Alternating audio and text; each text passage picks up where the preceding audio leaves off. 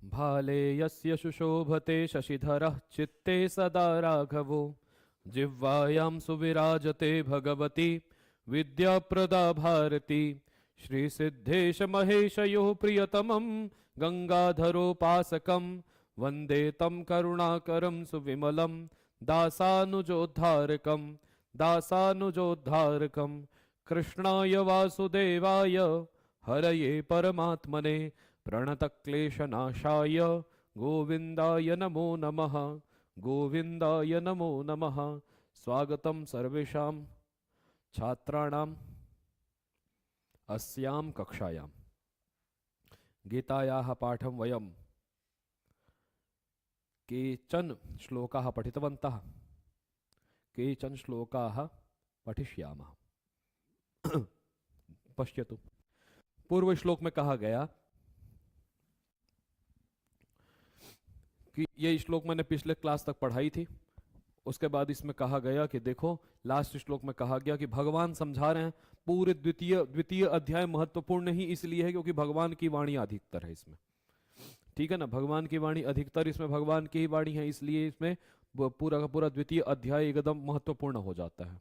बोले कि देखो, तुमको शोक नहीं करना चाहिए।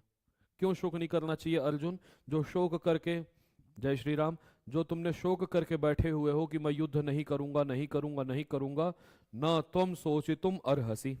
तुमको यहां तक पढ़ाया था, इससे आगे आगे के पाठ को जोड़ूंगा। तो बोल रहे हैं कि त्वम सोचितुम न अर्हसी, तुम्हें शोक नहीं करना चाहिए। शोक किसके लिए है? भीष्म पितामह मर जाएंगे, द्रोणाचार्य मर जाएंगे, कृपाचार्य तो अभी नहीं मरेंगे खैर, लेकिन शोक तो इनके लिए भी है। कृपाचार्य जो है, कृपा परशुरामश्च षडैते सप्तैते चिरजीविना, चिरंजीवी में आते हैं कृपाचार्य, है ना। क्या श्लोक था, स्टार्टिंग से याद नहीं आ रहा है।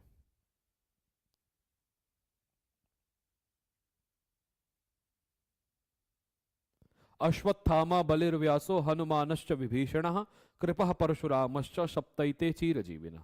अश्वत्थामा, बलि, राजा बलि, पताल के राजा। अश्वत्थामा बलिर्व्यासो, व्यास जी। हनुमानश्च विभीषणः, 5 हो गए। कृपः परशुरामश्च सप्तैते चिरजीविनः, ये 7 लोग चिरंजीवी हैं, आज तक जीवित हैं। और 8वें मार्कंडेय जी हैं, 8 लोग हैं। क्लियर है? 8वें मार्कंडेय जी है। क्लियर है?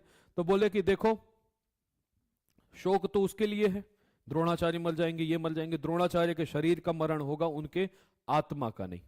इसी चीज को बोल रहे हैं कि देखो, सर्वस्य देहे देही अयम देही, सभी के देह में अयम देही, ये देही रहता है।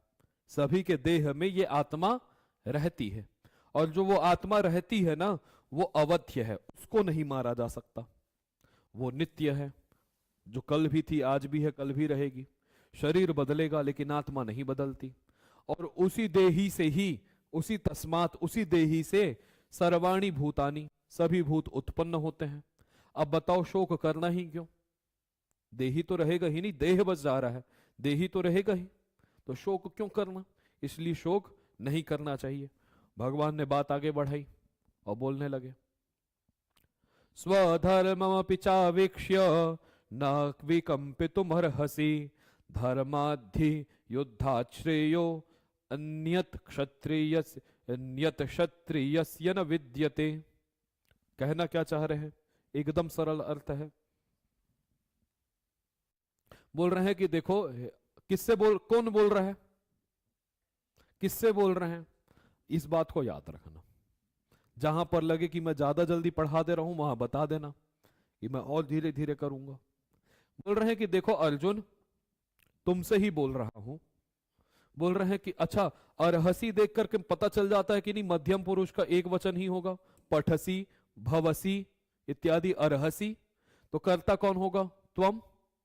अपने आप समझ में आ जाता है। अब यहां त्वम बोले नहीं है, लेकिन हम ले आएंगे। तो बोल रहे हैं कि देखो, त्वम विकंपितुम न अर्हसी, तुम्हें विकंपित नहीं होना चाहिए, तुम्हें कांपना नहीं चाहिए। अभी तुम क्या कर रहे हो? कांप रहे हो। क्या कर रहे हो? कांप रहे हो। कैसे मारूंगा, हाथ कांप रहे हैं, पैर कांप रहे हैं।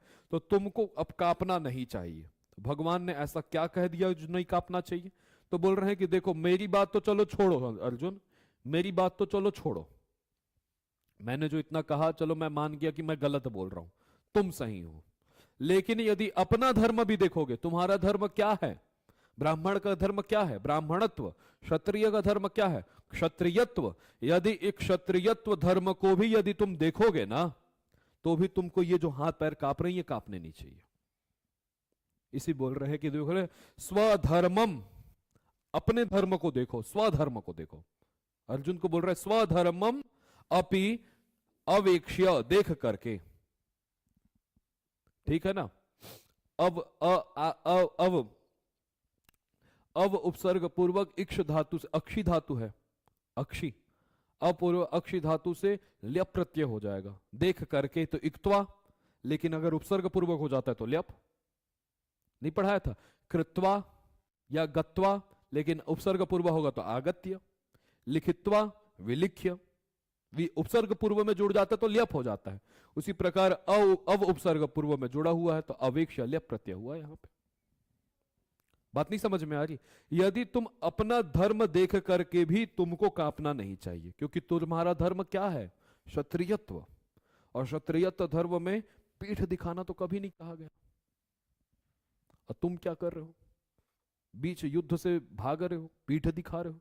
तो अपना धर्म भी देखोगे। पहली बात तो मेरी बात मान करके यदि तुम्हें युद्ध करना ही चाहिए, क्योंकि देह ही नहीं मरता, देह मरता है, 50 बार समझा रहा हूं। लेकिन अगर छोड़ो मेरी बात समझ में नहीं आ रही तो अपने धर्म को देख लो ना। तुम्हारा धर्म ये इजाजत देता है, तुम्हारा धर्म ये आज्ञा देता है कि तुम्हें पीठ दिखा के भाग जाना चाहिए? नहीं देता। तो स्वधर्मम अपि चावेक्ष्य न विकंपितुम अर्हसि, तुम्हें कांपना नहीं चाहिए। समझ में आ गया? और बोल रहे हैं कि धर्मात ही, यहां पर देखो ऐसा था, धर्मात ही, धर्म, धर्म से ही, बोल रहे हैं कि देखो अब याद रखना, धर्मात और यहां पर है युद्धात, दिख रहा है, और आगे था श्रेय, सच छोटी से छ हो गया है इसको, तच्छ श्लोके न शिवच्छम, सच छोटी है, वो श को छ करता था। आएगा याद, पहले याद करना कभी। तो बोल रहे हैं कि धर्मात ही युद्धात श्रेया। बोल रहे हैं कि देखो, ही मतलब होता है क्योंकि। मैं क्यों बोल रहा हूं भैया कि अपने धर्म को भी देखोगे तो भी तुम्हारी विकल्पना, तुम्हारे हाथ पैर कांपने नहीं चाहिए, क्योंकि वहां से कनेक्शन हो गया। क्योंकि धर्मात युद्धात श्रेय, धर्म पूर्वक युद्ध किए करने से श्रेय, श्रेय की प्राप्ति होती है। धर्म पूर्वक, तुम्हारा धर्म कहता है कि युद्ध करो। धर्म क्या है? अभी युद्ध करना। अभी धर्म किसमें है? युद्ध करने में कि नहीं करने में? करने में। तो जो धर्म पूर्वक जो युद्ध करता है ना, उसको श्रेय, श्रेय की प्राप्ति होती। श्रेय कर दो या वर्ग अपवर्ग कह दो, मोक्ष कह दो, एक ही बात है, उसको स्वर्ग की प्राप्ति होती है। ठीक है ना? बात समझ में आ रही है? और बोल रहे हैं कि इससे अलग क्षत्रियस्य अन्यत न विद्यते, धर्म पूर्वक युद्ध करना है क्षत्रिय के लिए कर्तव्य है, और इससे अन्यत, इससे कुछ अन्यत मतलब इससे कुछ और जो तुम्हारे मन में चल रहा है, पीठ पीछे दिखा के भाग जाओ, तो वो क्षत्रियस्य न विद्यते, क्षत्रियस्य अन्यत न विद्यते, क्षत्रिय के लिए और कुछ, धर्म पूर्वक युद्ध करना ही एक कर्तव्य है उनका। अन्यत न विद्यते, पीठ दिखा के भाग जाना उनका कर्तव्य नहीं है। इसके अलावा तुम्हारे मन में जो भी ख्याल आ रहा है ना, सब तुम्हारे लिए नहीं कहा गया। इसलिए अपने धर्म को देखो, अपने धर्म को देखते रहो। बात समझ में आ रही है कि नहीं?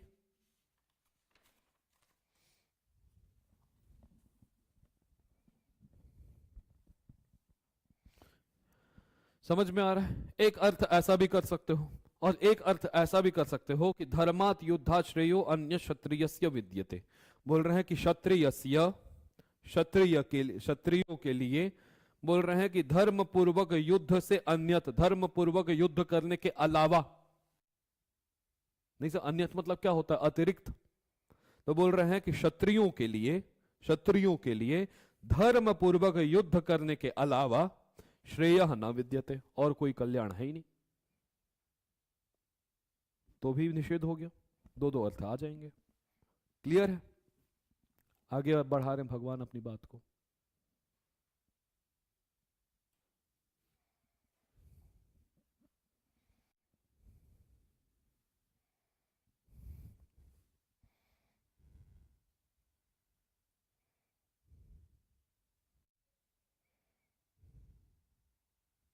बात क्लियर है? अब बोलते हैं भगवान कि बोल रहे हैं यदृच्छया, यदृच्छया, यदृच्छया मतलब होता है अपने आप, अनायास, बिना किसी कारण के प्राप्त हुआ। यदृच्छया अपने आप, यदिच्छया चोपपन्नम स्वर्ग द्वारमपावृतम सुखिनः क्षत्रिया पार्थ लभन्ते युद्धमीदृशम। बोले कि देखो हे पार्थ, ते क्षत्रियाः सुखिनः, वो क्षत्रिय सुखी हैं, वो क्षत्रिय सुखी हैं जिनको ईदृशम युद्धम लभन्ते, जिसको इस प्रकार का युद्ध प्राप्त होता है। अर्थ क्लियर हो गया? वो क्षत्रिय सुखी हैं जिनको कि क्षत्रियाः, ते क्षत्रियाः सुखिनः, जिनको वो क्षत्रिय जिनको युद्ध जो है ईदृश, जो सुखी है जिसको इस प्रकार का युद्ध प्राप्त होता है।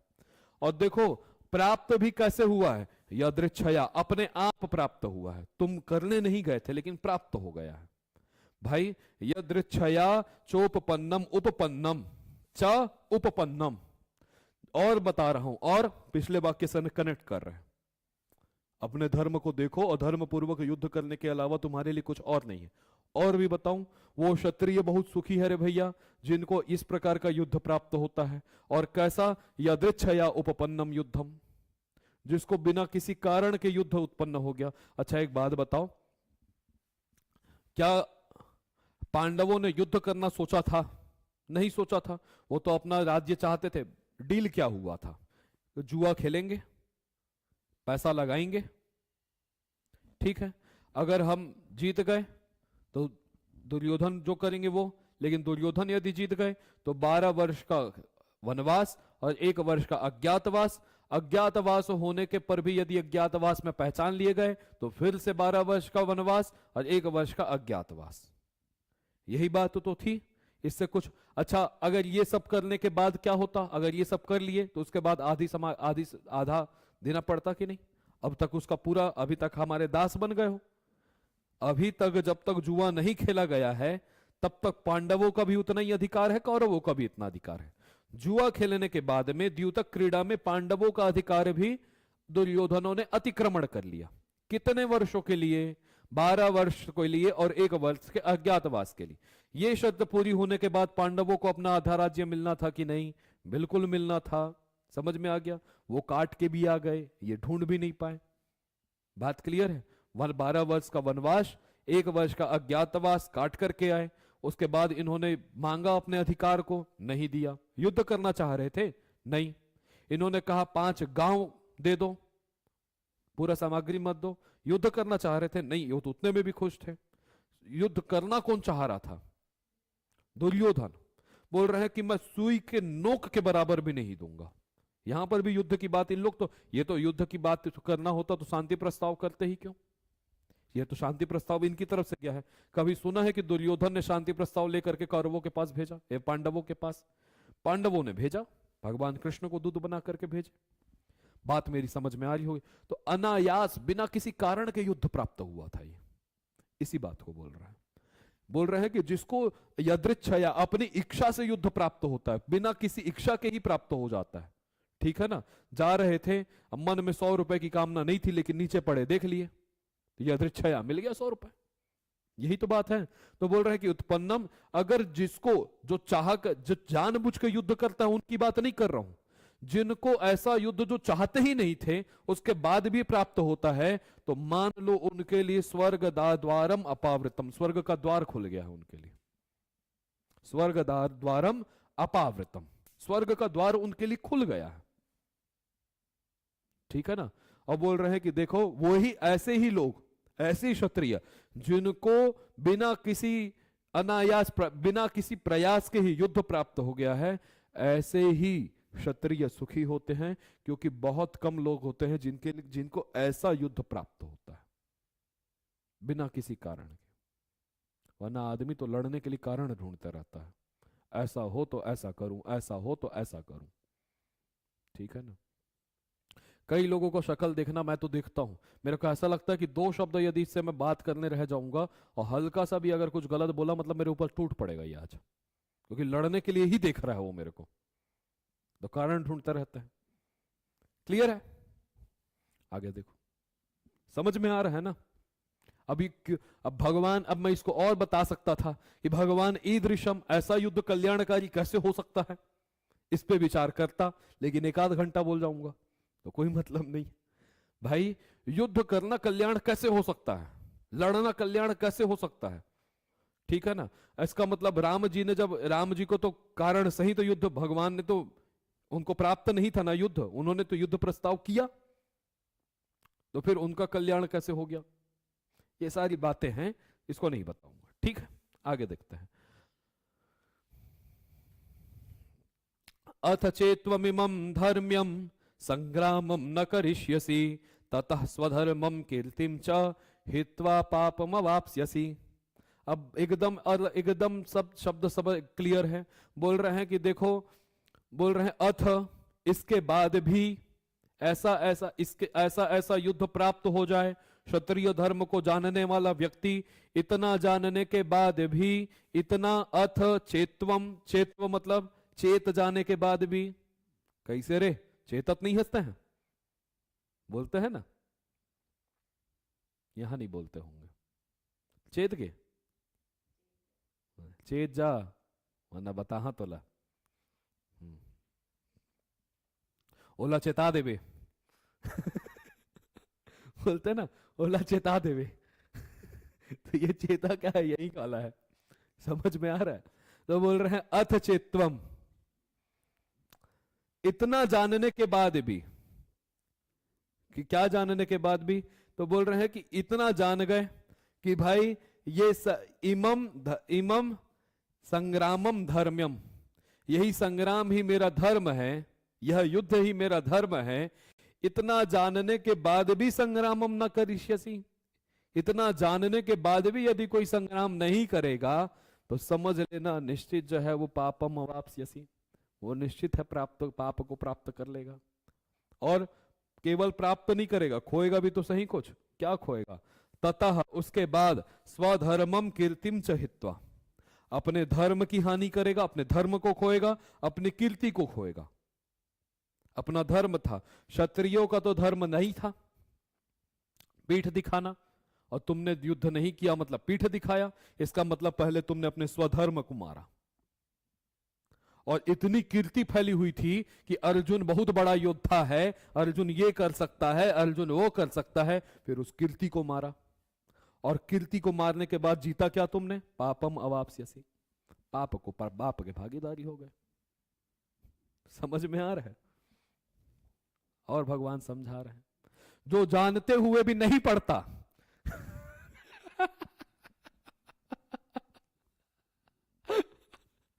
ठीक,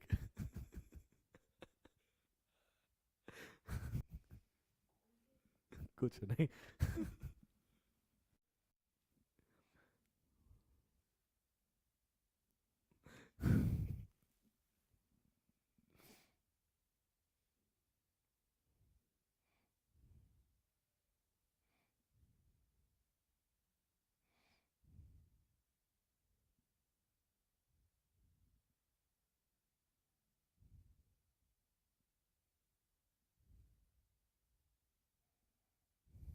ठीक है। अब बोल रहे हैं कि अकीर्तिम चापि भूतानि कथयिष्यन्ति ते व्ययाम संभावितस्य चाकीर्तिर मरणादतिरिच्यते। ठीक है, एक सम्मानितस्य, संभावितस्य लिख दिए हैं, संभावितस्य, संभावित का मतलब होता है सम्मानित, जिसको सम्मान प्राप्त है, जिसको सम्मान प्राप्त है। आगे समझाता हूं। बोल रहे हैं अकीर्तिम चापि भूतानी, भूत माने क्या बताया? प्राणी, कोई सा भी प्राणी हो। ठीक है, अब बोल रहे हैं कि भूतम भूते, भूतानी बहुत सारे प्राणी। बोल रहे हैं कि भूतानी कथयिष्यन्ति, बहुवचन, कथयिष्यति, कथयिष्यतः, कथयिष्यन्ति, लिट रकार बहुवचन, प्रथम पुरुष बहुवचन का रूप है। कहेंगे, कौन कहेंगे? तो भूतानी। प्राणी कहेंगे, लोग कहेंगे। किसको कहेंगे? तो बोल रहे हैं अकीर्तिम को, तुम्हारी अकीर्ति को। तुमने अभी अपना स्वधर्म को छोड़ करके यदि युद्ध नहीं करोगे तो तुम्हारी दो चीज जाएगी ना, एक कीर्ति जाएगी और एक स्वधर्म जाएगा। तो उसको अकीर्ति को सारे लोग कहेंगे कि अर्जुन ने ऐसा किया था, अर्जुन ने ऐसा किया था, ठीक है ना। और ये कीर्ति 1 दिन 2 दिन 3 दिन, अच्छा यहां पर ते लिखा हुआ है क्या? सह तौ बहुवचन, तो ते भूतानी होना था, तानी भूतानी, लेकिन ठीक है, ते और किसी के लिए कहा गया होगा जो मुझे समझ में नहीं आ रहा होगा। बोल रहे हैं कि देखो, जो वो ते भूतानी, बोल रहे हैं कि जो वो भूत है ना, जो प्राणी है, वो तुम्हारी अकीर्तिं कथयिष्यन्ति, वो अकीर्ति को कहेंगे, तुम्हारे अपयश को कहेंगे। अगर तुम आज युद्ध नहीं किए तो आने वाले समय में सारे लोग तुम्हारे अपयश को कहेंगे। और वो अपयश जो है अव्ययाम, सदा रहने वाली है। क्या है? अव्ययाम। अव्यय भगवान का भी नाम था क्या? बताता था अव्यय अक्षर पुरुष, उसमें अव्यय आया था। तो बोल रहे अव्यय मतलब सदा रहने वाला। तो अव्ययाम अकीर्तिम, द्वितीय एक वचन, द्वितीय एक वचन, अव्ययाम अकीर्तिम, सदा रहने वाली अकीर्ति को भूत कथिष्यन्ति, लोग कहेंगे। और मैं एक बात बता दूं अर्जुन, तुम्हें पता हो या ना पता हो, लेकिन मैं बोल रहा हूं कि संभावितस्य अर्थात सम्मानितस्य, सम्मानित के लिए, सम्मानित व्यक्तियों के लिए, और सम्मानित व्यक्ति के लिए जो अकीर्तिम है ना, जो अकीर्ति है, अपयश है, वो मरणात अतिरिच्यते, मरण से भी ज्यादा दुखदाई होती है। मरे हुए व्यक्ति, मृत्यु सहज है उनके लिए, अकीर्ति सहज नहीं है। कोई सम्मानित व्यक्ति है जिसने जीवन भर पुण्य कर्म किए, सत्य बोलता है, हमेशा अच्छे कार्य करता है, और गलती से वो बुरा कर्म कर जाए और उसका अपयश फैल जाए तो उसको लगेगा इससे अच्छा तो मर ही जाता। और तुम सम्मानित व्यक्ति हो अर्जुन, और तुम्हारे ये अकीर्ति करके अकीर्ति के भागीदारी हो रहे हो अब, तो तुमको भी इससे अच्छा लगेगा मर ही जाता। लेकिन ये जो बार बार मेरे कानों में सुनाई देगा कि अर्जुन ने युद्ध नहीं किया, युद्ध नहीं किया, युद्ध नहीं किया, उससे बेहतर है तो मरना अच्छा है। समझ में आ रहा है? क्लियर?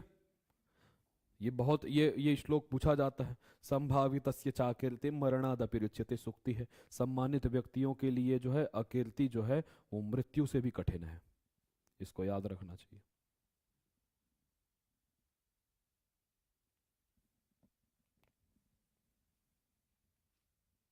क्लियर है? भयद्रणादुपरतम मन्स्यन्ते त्वां महारथाः येषां च त्वं बहुमतो भूत्वा यास्यसि लाघवम्।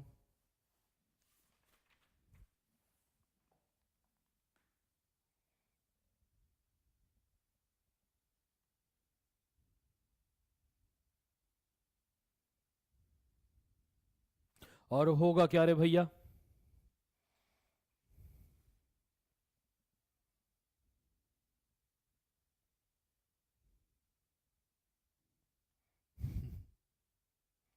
क्या बात बोलते हैं भगवान भी, मेरे भगवान से ही मैं ही सीखा हूं, लगता है किसी कैसे सुनाना चाहिए। भगवान आज गीता मेरे को ना अधिक ज्ञान दे रही है, कैसे किसी को सामने में बैठा के। देखो बोल क्या रहे हैं, 2 प्रकार के व्यक्ति है तुम्हारे जीवन में। एक व्यक्ति तुमको बहुत अच्छा मानते हैं, ठीक है ना, और एक व्यक्ति तुमको बहुत बुरा मानते हैं। सबके जीवन में होता है, एक बहुत अच्छा मानते हैं और एक बहुत बुरा मानते हैं। दोनों की नजरों में तुम घट जाओगे अर्जुन, दोनों के नजरों में घट जाओगे। जो तुमको महारथाः, जो महारथी लोग हैं, जो तुमको अच्छा मानते थे, जो तुमको अच्छा मानते थे, महारथः महारथौ महारथाः बहुवचन, और मन्यते मनस्यते मन्यते मनस्यन्ते बहुवचन। तो महारथा मनस्यन्ते, बोल रहे महारथी जो तुमको क्या मानेंगे, बताऊं मैं बताऊं, तुमको ऐसा मानेंगे कि भयात मतलब भय के कारण, रणात रण से, उपरतम भाग गया। संधि करोगे तो ये एकदम सरल दिखता है, वरना द्रणा द्रणा क्या है उसमें कंफ्यूज हो जाओगे। बोल रहे भयात मतलब भय से, भय के कारण रण से उपरत हो गया है, ऐसा महारथी लोग तुमको मनस्यन्ते, तुमको ऐसा मानेंगे। समझ में आ गया? भय के कारण भाग गया ऐसा महारथी लोग भागेंगे, तो तुम्हारी कीर्ति फैलेगी कि और घटेगी? घटेगी। और बोल रहे हैं कि देखो, बोल रहे हैं कि देखो, और जिनके नजरों में तुम, ये शाम मतलब जिनकी नजरों में तुम, इसका मतलब तो और है ही, और जिनकी नजरों में तुम बहुमत थे, सम्मानित थे, जिनकी नजरों में, जिन महारथी लोग तुमको ऐसा, महारथी लोग तुमको तो पहली बात तो ऐसा मानते नहीं थे, जिन उनकी नजरों में तुम सम्मानित थे, तुम युद्ध से भाग गए, तब होगा क्या? ये शाम तुम बहुमतः, जिनकी नजरों में तुम बहुमत थे, सम्मानित थे, वो बहुमत भूत्वा मतलब तुम उसके, उनकी नजरों में लाघवम यास्यसि, तुम उनकी, जिनकी नजरों में तुम सम्मानित थे, उनकी नजर में तुम लघुता को यास्यति, लघुता को प्राप्त हो जाओगे। समझ में आ रहा है?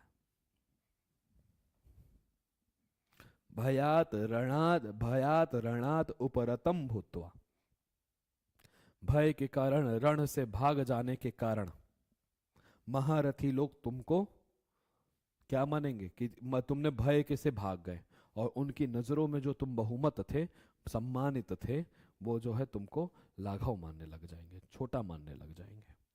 आगे देखें।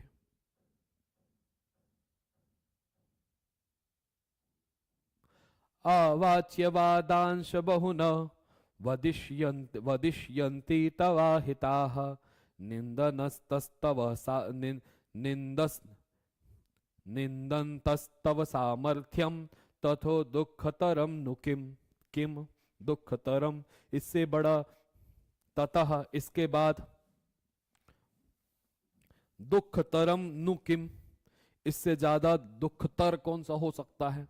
तर और तमप दो प्रत्यय पढ़ाया था, ठीक है ना, उसी चीज के बारे में बोल रहे हैं।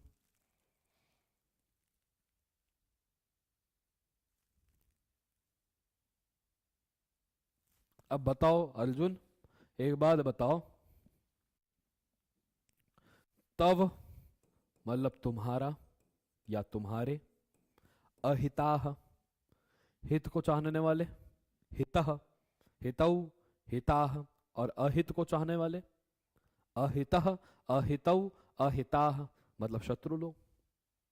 जो शत्रु होगा वही तो अहित चाहेगा, तो बोल रहे हैं कि तब अहिताह, तुम्हारा अहित चाहने वाले लोग, तुम्हारे अहित चाहने वाले लोग, बहुनी बहुन बहुत सारे, वदिष्यंती, वदिष्यंती को याद रखो, तुम्हारे अहित चाहने वाले लोग कहेंगे, अहिताह बहुवचन, वदिष्यति वदिष्यतः वदिष्यन्ति बहुवचन, अहिताह वदिष्यन्ति, तुम्हारे शत्रु लोग कहेंगे।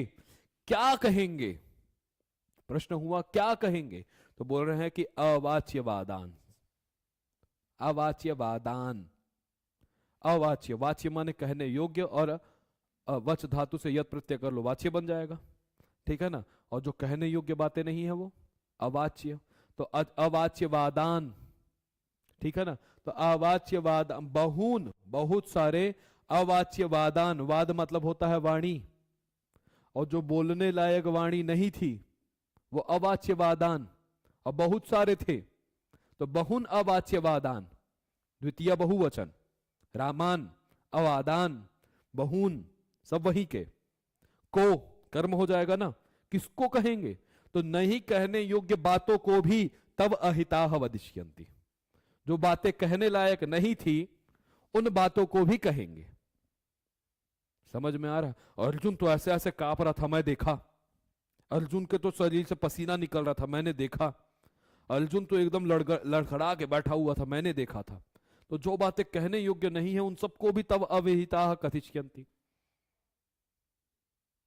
बात समझ में आ गई?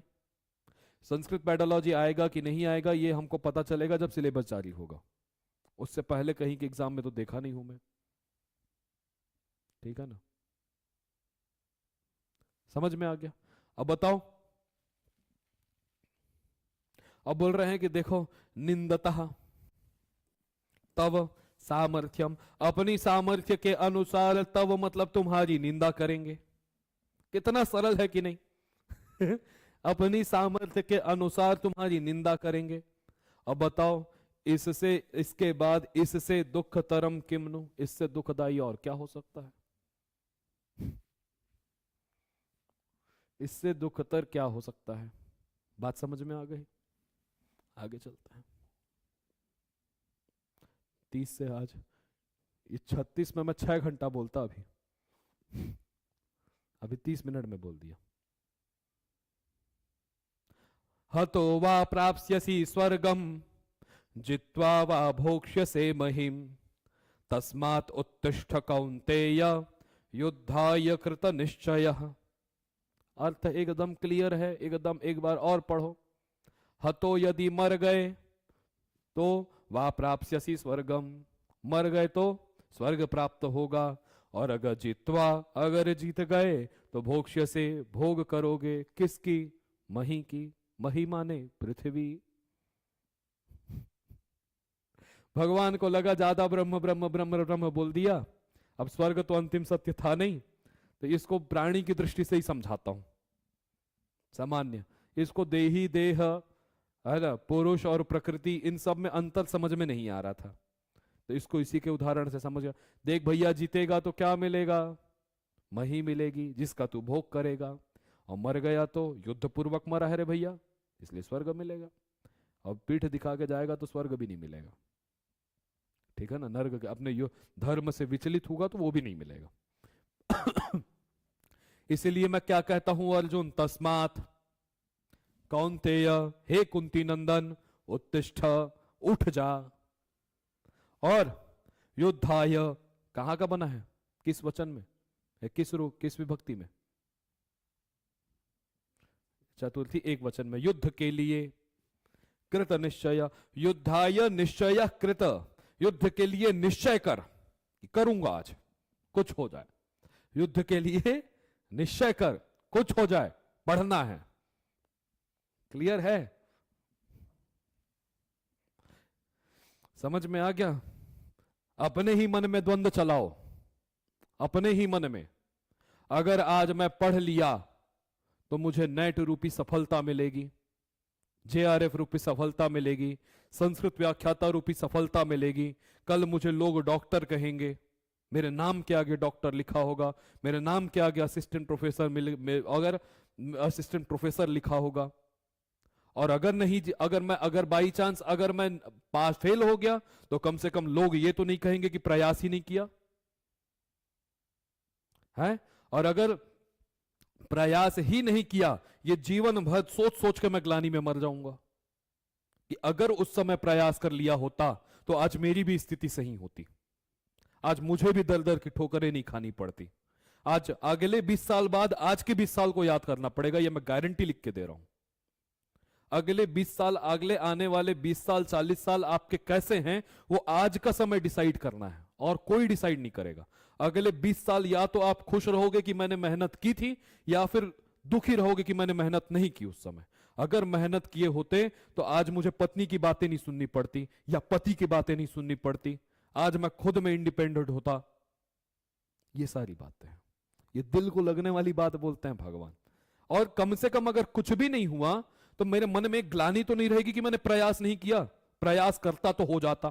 तो ये ग्लानि तो नहीं रही है। मिलना ना मिलना वो मेरी मेहनत, और मेरी कभी कभी मेहनत के अलावा किस्मत पे भी बात होती है, मिलना नहीं मिलना। लेकिन मैंने मेहनत नहीं की, इससे बड़ा दुखदाई और कुछ नहीं हो सकता कि मेहनत करता, मैंने सो करके, घूम करके, खा पी करके, जो जवानी में नहीं करना था वो सारे काम करके मैंने गंवा दिया। दिन भर सोया, दिन भर घुमा, दिन भर बोला, दोस्तों के साथ रहा, और जो करना था उससे वंचित रह गया। यही भगवान की माया है। भगवान की माया क्या करती है? अपने कर्तव्य पथ से हटाने का काम करती है, और उसको जो जीत लिया वो भगवान के पास है, और क्या। ठीक है, आप लोग को बुरा लग रहा होगा तो सॉरी भाई। ठीक है, लेकिन सत्य यही है। हितम मनोहारी च दुर्लभम वचः।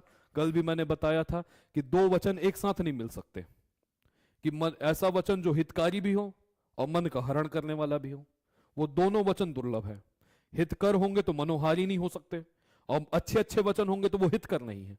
सुबह लेट से उठना, बढ़िया सुबह लेट के 9-10 बजे उठना और आराम से भोजन करना, नहाना वहाना छोड़ो, नहाना वहाना क्या बेकार है। उसके बाद फिर खाना पीना, मन करे तो मूवी देख लेना, नहीं मन करे तो फिर से सो जाना, घूमने चले जाना, पैसा दे देता हूं। ये बातें कैसी लग रही है? अच्छी लग रही है, लेकिन हितकर है क्या? नहीं है। लेकिन वही बात को बोलोगे कल से 4 बजे उठना रे, उठ करके सूर्य में पानी डालना, ये करना वो करना, समझ में आ रहा है? 2 घंटा 4 घंटा पढ़ना, 4 घंटा पढ़ने के बाद रिवीजन करना।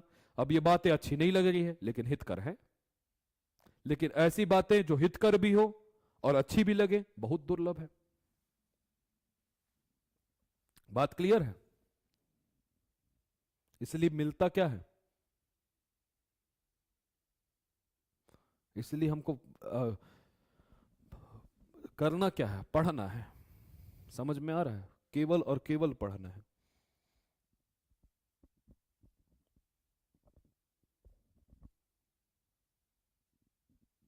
बोल रहे हैं कि देखो सुख दुख, ये सूत्र तो पहले भी पढ़े होगे मेरे ख्याल से, ये श्लोक बहुत प्रसिद्ध है, पहले तो मैंने कई बार सुना है।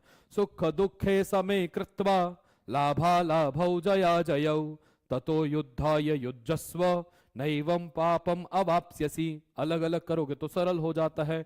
एवं पापम न अवाप्यसी, इस प्रकार के प्राप्त को प्राप्त नहीं होगा।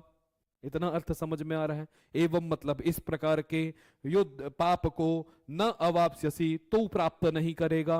किस प्रकार के पाप को तो बता रहे हैं। एक काम कर रहा हूं, एक काम का बोलना हूं कि आप एक रिवीजन मैं नहीं कराऊंगा व्याकरण का, आपको वीडियो देखना पड़ेगा वापस से, इसीलिए ही रिकॉर्ड किया जाता है वो। मैं क्या रिवाइज कराऊंगा उसका, है ना?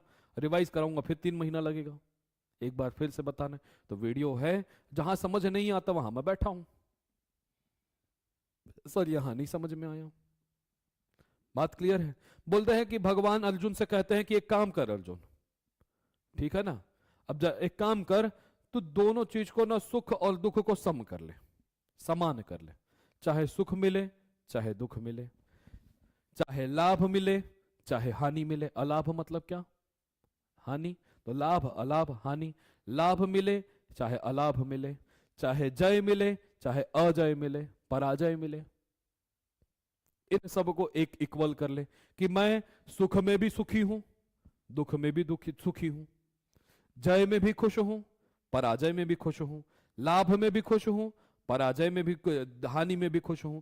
जब ऐसा मान लेगा ना अर्जुन, और ऐसा मान करके, ततः ऐसा मान करके, युद्धाय युज्यस्व युज्यस्व, ऐसा मान करके युद्ध के लिए चले जा, ऐसा मान करके युद्ध के लिए चले जा। और तब ऐसा मान लेगा ना, तो ना एवं पापम अवाप्स्यसि, तब इस प्रकार का पाप तुझे प्राप्त नहीं होगा जैसे पिठ दिखाने से हो रहा था। अब फिर वही बात है। बात क्या है भाई? मैं अभी बोलूं आप लोगों को कि हम लोगों को सफलता मिले चाहे असफलता मिले, ठीक है ना, चाहे हमको क्या रहना है, पॉजिटिव रहना है।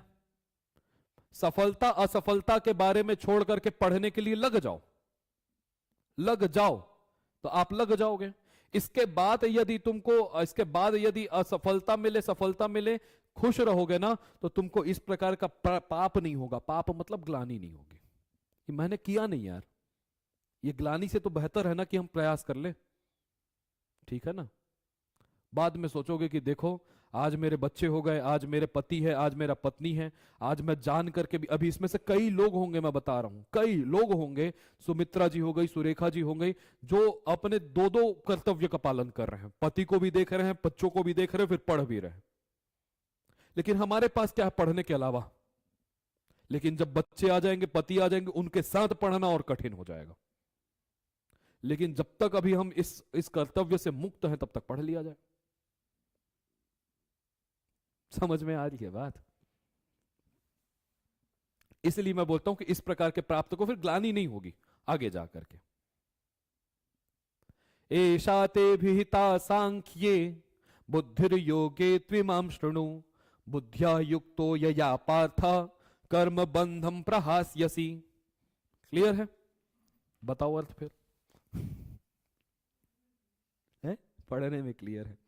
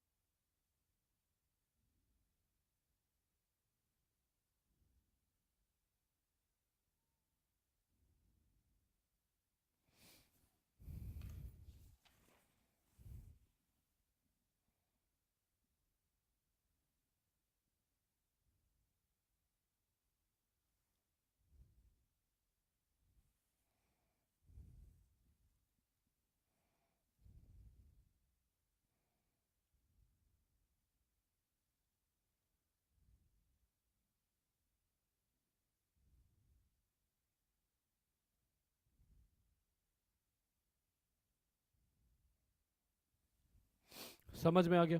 अब बोले कि देखो जी सर, घर और पढ़ाई मैनेज कर पाना बहुत मुश्किल होता है आफ्टर मैरिज। मेरे को पता है, हमारे सामने में भी कई उदाहरण हैं। हमारी दीदी है, घर भी मैनेज कर रही है, भांजी को भी रख रही है, पढ़े भी रही है। उनके लिए कितना मुश्किल होता होगा मैं समझ सकता हूँ। अरे मैं अपने ही बारे में सोचता हूँ कि अगर कुछ नहीं किया, कल के लिए शादी हो गई, बच्चे हो गए, फिर कैसे पढ़ूंगा?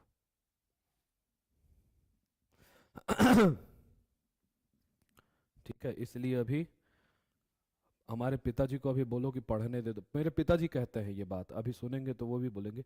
बोलते कि अगर मैं तेरी जगह ऐसा होता तो अभी मैं बहुत पढ़ता। बोलते बहुत पढ़ता, बहुत पढ़ता, बहुत पढ़ता। ये बात वो बोलते हैं।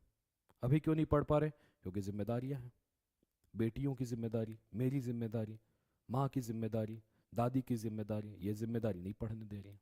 पढ़ने लग गए तो कमाएगा कौन, खिलाएगा कौन? समझ में आ रहा है? ये सब है। तो बोल रहे हैं कि देखो, ऐशा ते अभिहिता। अभिहिता माने जो अभिहित कहे गए, जो बात कहे गए, वो सब सांख्य थे, सांख्य में था। ये कभी कभी ऐसा भी होता है कि कहीं कहीं टीकाओं में मिलता है। ठीक है, ठीक है। अब देखो, इससे पहले भगवान ने देह देही में बता रहा था ना, देह देही वाली बात बहुत कही। उसके बाद जब लगा कि देह देही वाले से बात से समझ में नहीं आ रही, फिर इन्होंने लौकिक उदाहरणों में लेकर के आए कि स्वर्ग प्राप्त होगा, नहीं करे कर लेगा तो पृथ्वी प्राप्त होगी, नहीं करेगा तो मही स्वर्ग प्राप्त होगा। ये सारी बातें कही। तो ये जितनी बातें अभी तक मैंने कही ना अर्जुन, पहले पहले 11वें श्लोक से लेकर के संभवतः 17वें 18वें श्लोक तक, एक शाते तुम्हारे लिए जो अभिहिता, तुम्हारे लिए जो मैंने ये वाक्य कही थी, वो सांख्य में था। वो सांख्य दृष्टि से बता रहा था मैं, मतलब वो देह देही की दृष्टि से बता रहा था। फिर कर्म की दृष्टि से बताया कि तेरा कर्म क्या है रे भैया, ये क्षत्रिय तेरा कर्म है, क्षत्रिय तेरा धर्म है, तेरा कर्म युद्ध करना है, ना कि पीठ दिखाना। तो ये उसके बाद बुद्धिर योगे त्विमाम शृणु। अब मैं तुमको जो है, मैं ये सांख्य सांख्य बुद्धि से बताया था मैंने। अब इसके बाद जो है मैं बुद्धि कर्म बुद्धि योग से तुमको बताता हूं, बुद्धि के तरीके से बताता हूं, सम के दृष्टि से बताऊंगा, उनको तुम सुनना। बुद्धिया युक्तो यया पार्थ, यदि बुद्धि से युक्त हो जाओगे पार्थ, बुद्धि मतलब सम बुद्धि, लाभ मिले या लाभ हानि मिले, जय मिले पराजय मिले, दोनों में मैं समान रहूंगा, ऐसी बुद्धि से जो युक्त होता है, तो हे पार्थ उनके लिए कर्म बंधम प्रहास्यसी, उसको कर्म बंध से मुक्त हो जाता है। कर्म बंधन से मुक्त होना मतलब मोक्ष हो जाता है। अपने अपने कर्मों, अपने अपने कर्म है। अभी क्या है, हम किस बंधन में बंधे हुए हैं? कर्म के बंधन में। कर्म के कारण ही अब कर्म हमको ऐसा बांध के रखा हुआ है कि जन्म लेना पड़ रहा है। और कर्म का बंधन जिस दिन मुक्त हो जाएगा, अहम ब्रह्मास्मि। समझ में आ रहा है? कर्जा लियो कभी? मैं भी लिया हूं, मैं भी लिया हूं। अब मेरे को मेहनत करना पड़ रहा है, क्योंकि वो कर्जा जो है छूटना था, तो कर्जे के बंधन से बंधा हुआ हूं, मेहनत कर रहा हूं।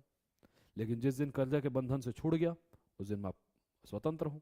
अभी भी हम कर्जा लिए हुए हैं पिछले जन्मों के कर्म का, अभी भोग रहे हैं, तो कर्म बंधन से हैं। वो कर्म बंधन छूट गया, मतलब हम मोक्ष प्राप्त हो गए। क्लियर है? नेहाभिक्रमनाशोस्ति प्रत्यवायो न विद्यते स्वल्पमप्यस्य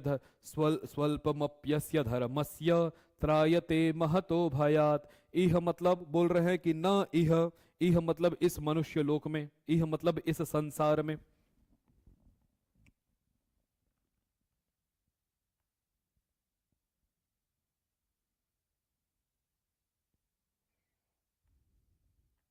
बोल रहे हैं कि देखो, कि बोल रहे हैं कि इह लोक में,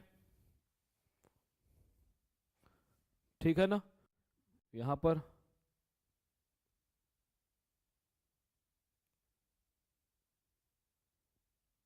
न इह अभिक्रम नाशो। ठीक है, देखो लिखा है, बोल रहे इह मतलब इस लोक में, जो सम बुद्धि की बात कर रहे थे ना हम पिछले में, जो सम बुद्धि बना लेता है, तो इस लोक में, यह मतलब लौकिक, हाँ, इस लोक में जो अस्य धर्मस्य अभिक्रम नाशो नास्ति।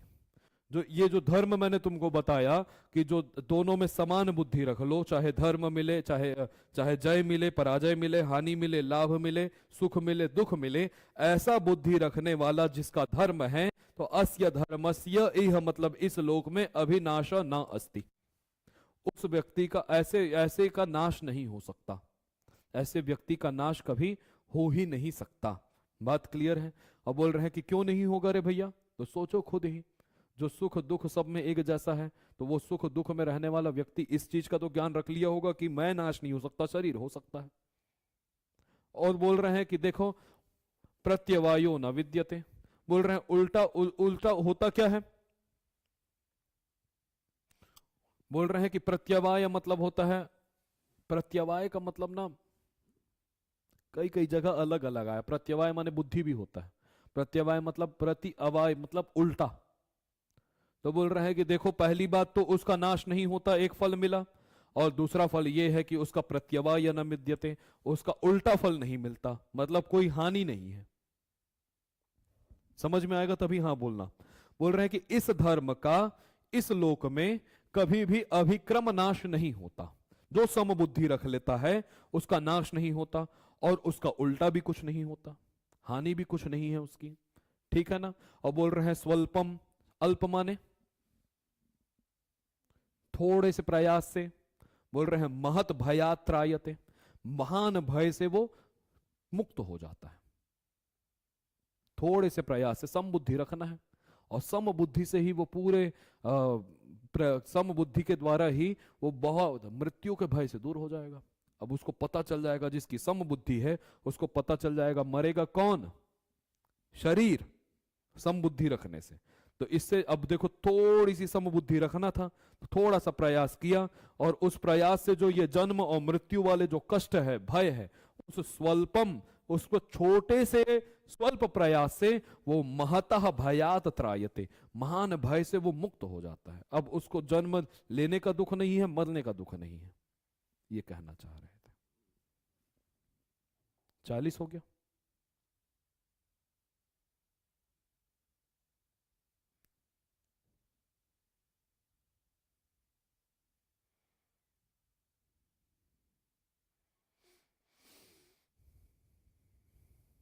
कल आएगा 47वें में, ये सबको याद होगा ये तो। कर्मण्येवाधिकारस्ते माँ फलेषु कदाचन माँ कर्म फल हेतुर्भुर माँ ते संगोस्त्व कर्मणि। कल पढ़ते हैं। 40 तक आज पढ़े, 10 तक पढ़ लिए, बहुत पढ़ लिए, 50 तक पढ़ेंगे, जल्दी जल्दी पढ़ाऊंगा।